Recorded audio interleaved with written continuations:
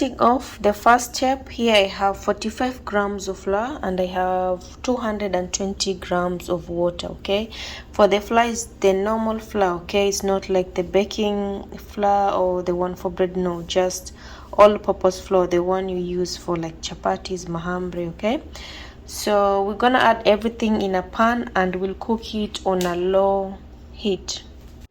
So in a pot I'll add in water and my flour. Okay, some people call it flour, some people flour, so I don't know, I'm just going with what it's easy for me. I call it flour. So mix the water and the flour in a pot, and using a whisk we'll mix it until you have a paste. Cook it on a low, just mix it through and then you start cooking it.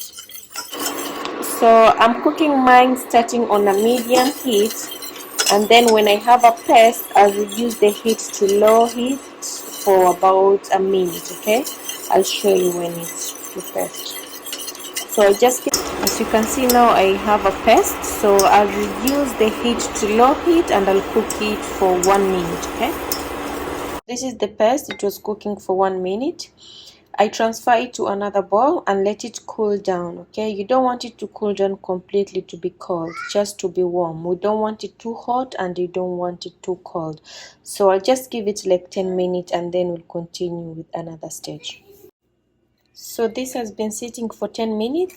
It's not too hot, but it's not cold. It's warm. Okay.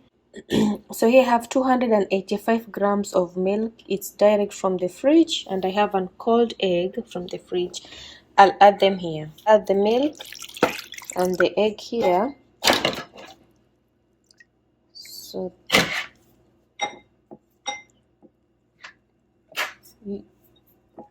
using a whisk, I'll just give it a quick mix. It doesn't have to be perfect. You can have some lumps, that's okay. What you want is, we want to cool this down. Okay, just give it a good mix and then we'll go on. Mix everything. Like I say, you can have lumps, that's okay. It doesn't have to be perfect. What you want to cool down the mix.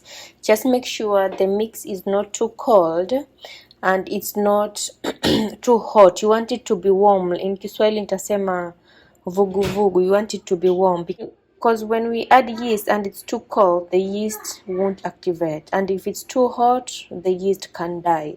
So you want it to be there, to be warm, not too hot, not too cold. Okay, for me I'm using a stand mixer. So in my bowl I'll add in flour, which is 640 grams of flour. It's all-purpose flour. Okay, I'll add in my sugar, which is 65 grams of sugar. I have 5 grams of salt, and I'll add in the mix. Okay, the milk, the egg, the one we mixed earlier. Add in everything. Now I'll add in my yeast. You just want everything to be mixed and then go in with your yeast. So mine, the higher speed, it's 10. For me, I go only at 2. Okay, you just want the low speed. If you're using a hand, then you'll have a lot of work up to do, because this I mix it for about 15 minutes. Okay, but for now, when everything is well combined, I'll go in with the butter. When everything is well combined, I'll start adding butter a piece at a time, which I have room temperature butter, 60 grams of butter. I'll add in a piece at a time, and the speed I'm going, it's only 2. Like I said, you need to go low speed. If you're using a hand, then you have a lot of workout to do. And the yeast I added, I forgot to mention, it's 13 grams of yeast. Okay, so I'm adding a piece at a time of the butter.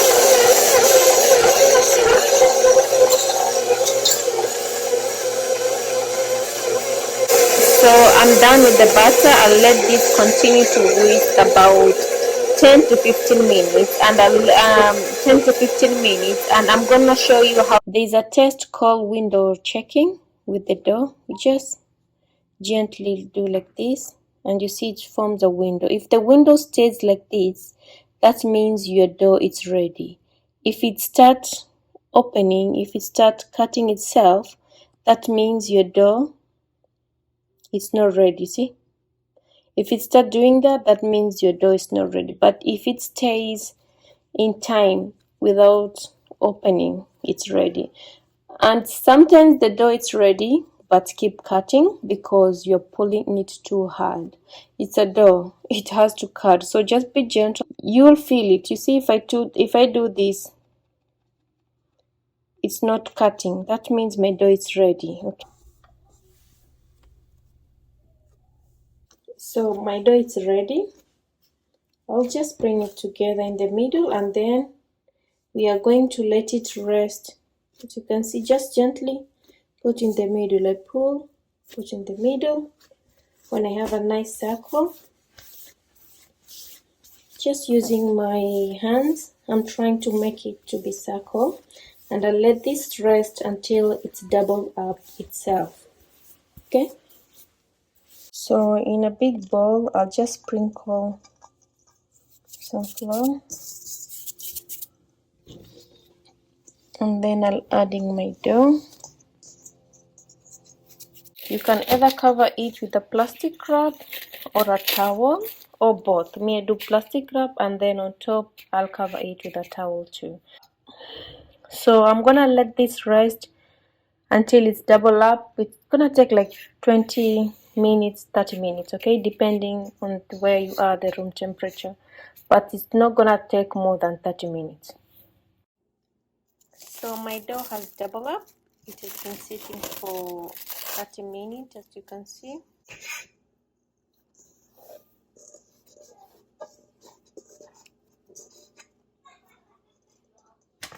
I'm going to divide this in 4 sections, which it will be 300, okay? 300 gram, 300 gram times 4. So I have 4 pieces, which is 300 gram each. I'll just scale them. So I've divided this into 4 pieces. Just gently put it in the middle using your, like this. Okay, don't put pressure, okay? Just a tiny. And then I'll turn it and roll. So the doughs, I got 4 doughs. Each dough is about 312 grams.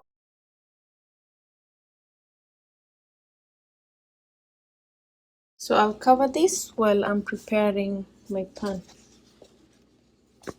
So what I have here, it's a normal foil pan, the one we use to food. I just squeezed it to get like a square pan, okay? My pan for bread, it was a little bit small, so I wanted something big. As you can see, the measurements are, I wanted something big, I had to make it myself. So for this, it's about 4.5 inch tall, okay? And the width, it's 6, yeah. For the width, it's 6.5 inch, and it's 4.5 inch tall. So I just created this. You can use any pan of your choice. It doesn't have to be like this, but I have to come up with something. I'll just spray my pan everywhere. If you don't have a sprayer, just use oil or butter. Make sure you get it everywhere. Just spray, and then I'll set this aside. I'll set this aside. So I'll start rolling my dough. Just to add flour. I'll take one and I start rolling. Just be gentle with it, okay? Don't push so hard, okay?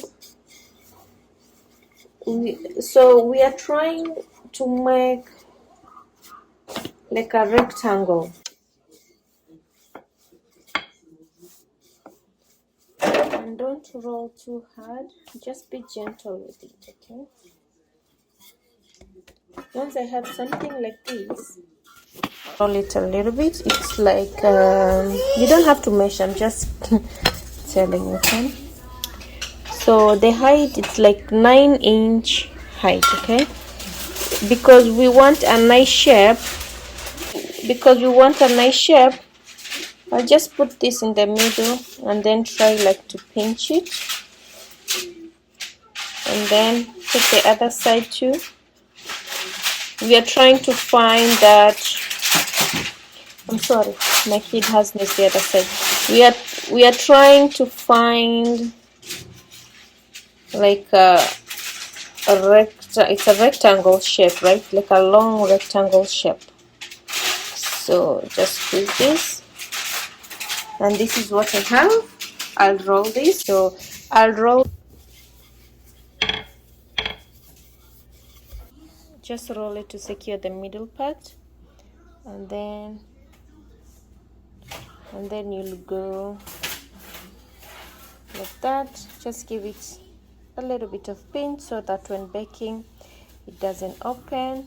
Now roll, but make sure don't roll it too tight. When you reach at the end, you want to secure it again, so just pinch it gently so that it doesn't open while you're baking.